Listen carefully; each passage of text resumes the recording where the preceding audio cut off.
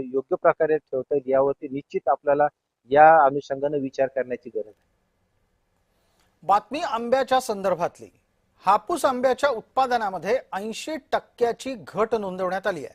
यामुळे यंदा आंबा महाग तर होणारच आहे, पण तो दुरापास्त होण्याची शक्यता सुद्धा तितकीच आहे. महाग झालेला आंबा सध्या वाशीच्या मंडईमध्ये 150 पेट्यांचीच आवक झाल्यामुळे आपल्या हातातून निसटतो का काय अशी भीती व्यक्त होतीये.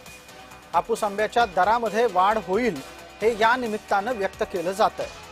कोकणच्या आंबा उत्पादनाला याचा जोरदार फटका बसतोय.